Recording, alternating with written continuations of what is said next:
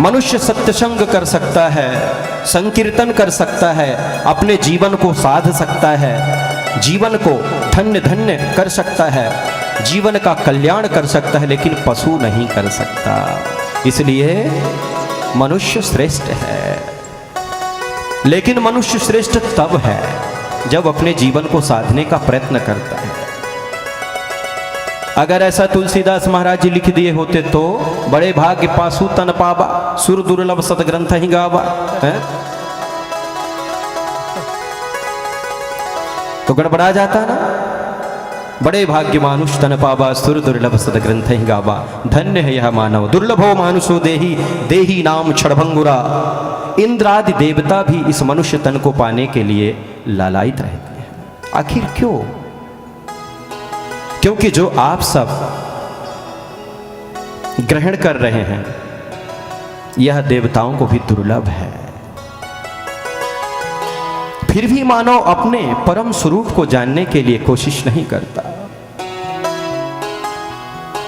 हम सब कितने प्यारे परमात्मा की संतान है, कितने प्यारे हैं, कितना सुंदर परमात्मा अवसर दिया है, लेकिन जब सुनने को मिलता है, देखने को मिलता है तो कभी कभी बड़ा कष्ट होता है।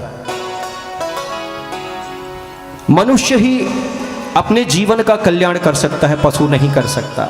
लेकिन धन्य है इस मानव को जान के भी हित अनहित पशु पक्षी हूं जाना। गुण अवगुण सबके उड़ रहे हूं, ये भी जानता है कि मैं अवगुणी हूं या गुणी हूं, यहाँ मेरा हित है, यहाँ मेरा अनहित है, सब कुछ जानता है। लेकिन जान के भी पाषाण के समान अपने जीवन को एक जगह एकत्रित करके रख देता है। कभी किसी के धर्म की बात को लेके बुराई करता है, कभी समाज को दूषित करने के लिए संकल्पित होता है। ऐसा क्यों? क्या इसीलिए सतपुराण सदग्रंथ कह रहे हैं कि बड़े भाग्य मानुष तन पावा? व्यसनों में जीवन को व्यतीत करना,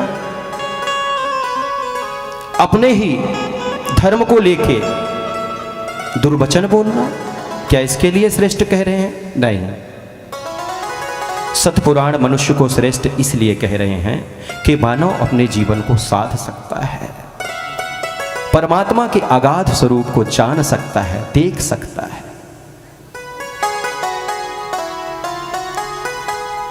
जीव 84 लाख योनि में भटकता है। परमात्मा की असीम कृपा होती है तो यह मनुष्य तन मिलता है। इस मनुष्य तन को पाके फिर भी अगर परमात्मा की तरफ यह जीव नहीं मुड़ता है, भगवान की कथा सुनने के लिए अग्रसर नहीं होता है, अपने जीवन को साधने के लिए संकल्पित नहीं होता है, तो मनुष्य रूप में भी समझ लो वो पशु है।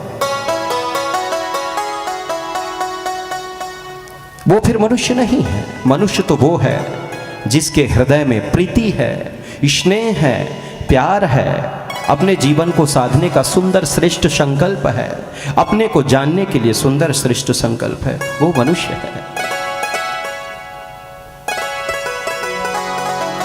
लेकिन कभी कभी ऐसा भी हो जाता है, जीव प्रयत्न करता है, प्रयास करता है कि मैं अपने मूलतः स्वरूप को जानूं, लेकिन रास्ता नहीं मिलता। तो रास्ता कैसे मिलेगा? सत्य संग से। विन सत्संग विवेक न होई, राम कृपा सुलभ न सोई। बिन सत्संग विवेक न होई, राम कृपा बिन सुलभ न सोई।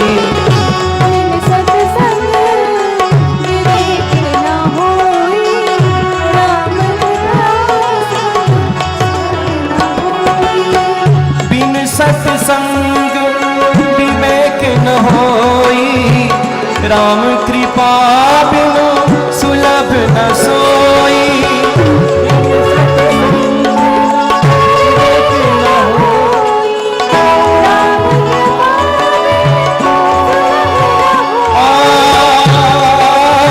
बिन संग विवेक न होई, राम कृपा बिनु सुलभ न सोई। राम राम राम सीता राम राम राम सीता राम बजा के राम राम सीता राम राम राम राम राम सीता राम राम